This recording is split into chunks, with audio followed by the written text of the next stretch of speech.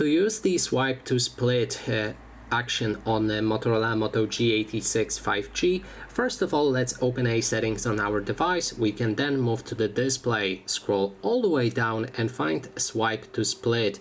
Now if you select that, you can activate this feature. Then all you have to do is swipe like it's shown right here in this animation.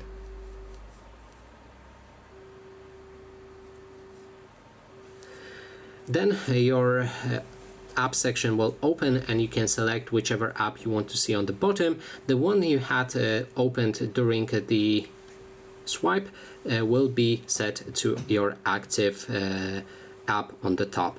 So let's actually try to manage it with Google Play Store and let's say YouTube. So I'm gonna open the YouTube.